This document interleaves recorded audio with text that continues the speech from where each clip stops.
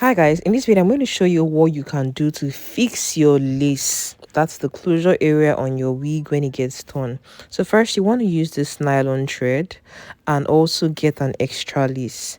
I made a mistake in this tutorial. I wasn't very careful about how I placed the lace. So you want to be careful of how you place your lace to ensure that the holes are in a manner that it is straight.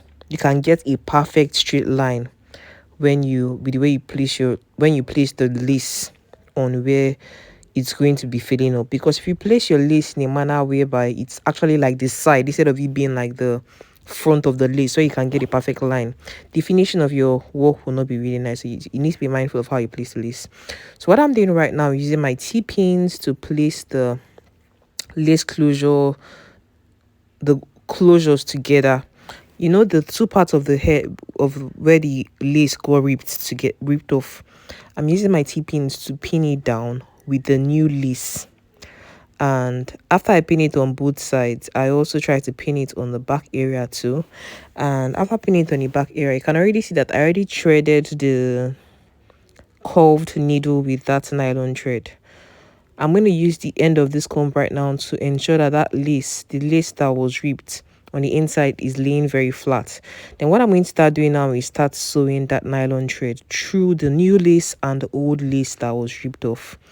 So you're going to watch and see exactly how I just move that nylon thread through the entire lace area. That's the new lace and old lace from one side of the wig over towards the back side of the wig, and from the back side of the wig we'll take it all the way to the other side of the wig.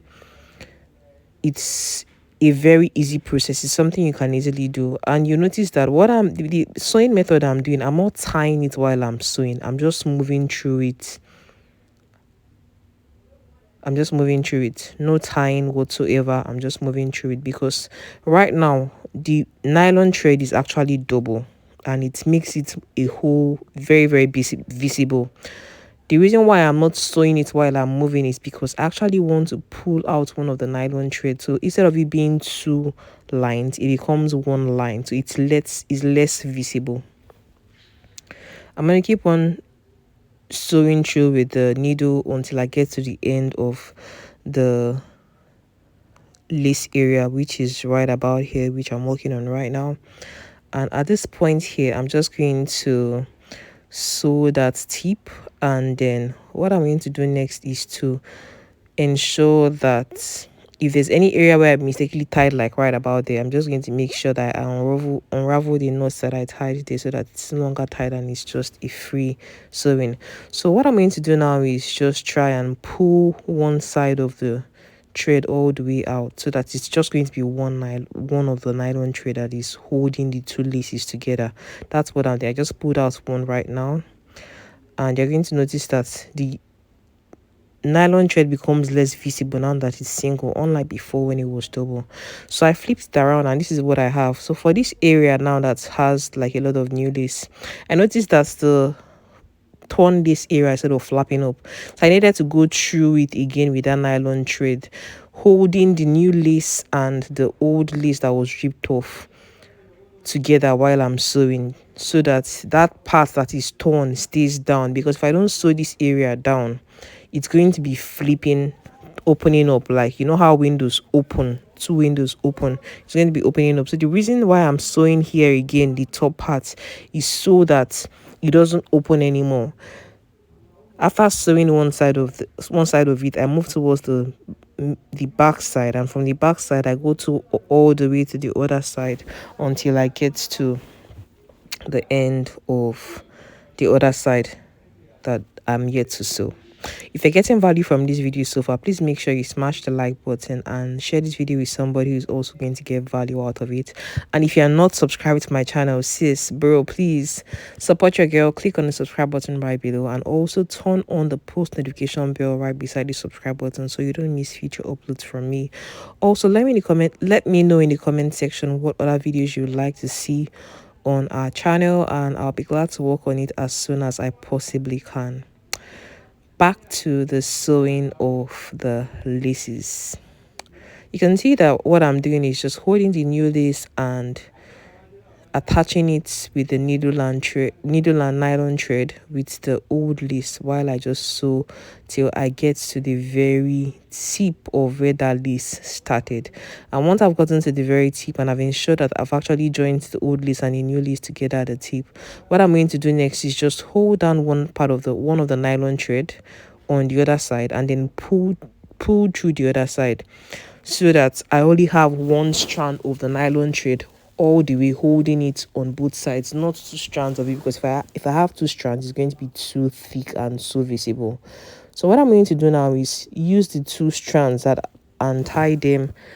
Maybe I think I'll show you that part later on. What I want to do right now is to proceed towards ventilating that area that is still empty. So I went towards the back of the hair and I took out small strands of hair.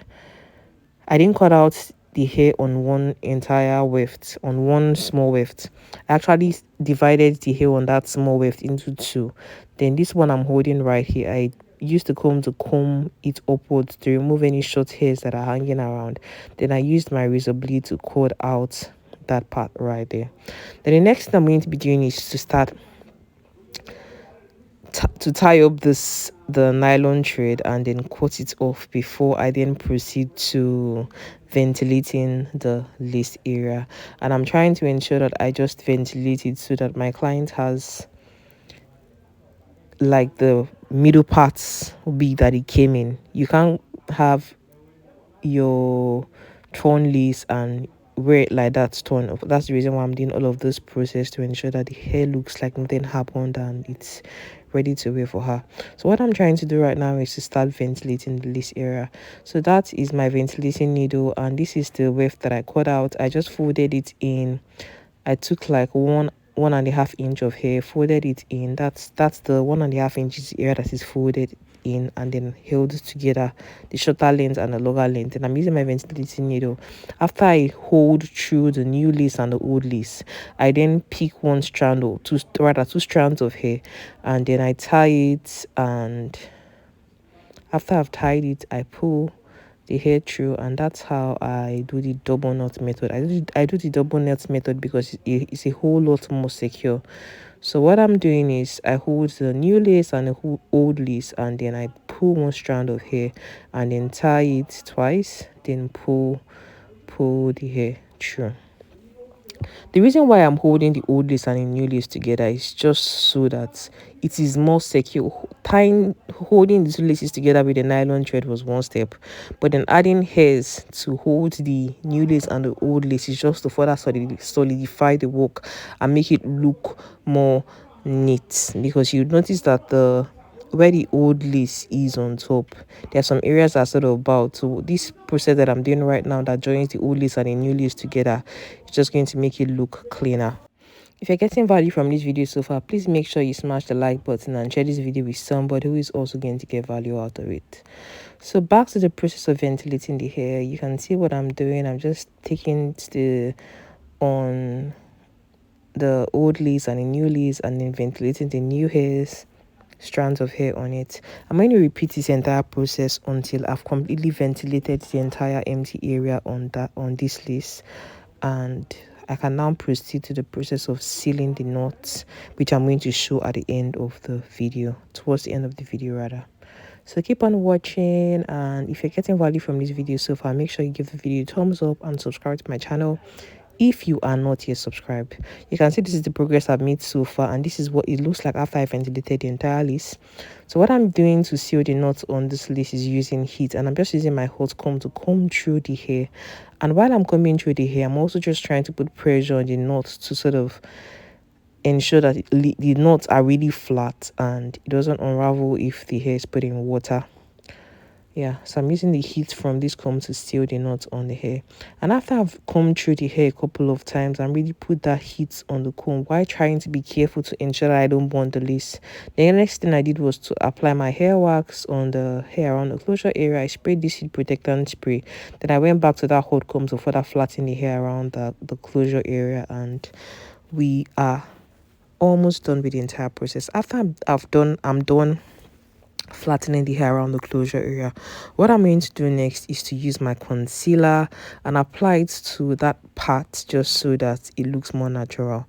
You know what I said at the beginning part of the video where I mentioned that the holes on the lace wasn't quite uniform because I used the lace placed on the side when the lace was supposed to be on the other side. If you look at how the lace was before I started cutting it, you can rewind back the video, you notice that the lace is actually the other way around instead of it being tilted towards the right side.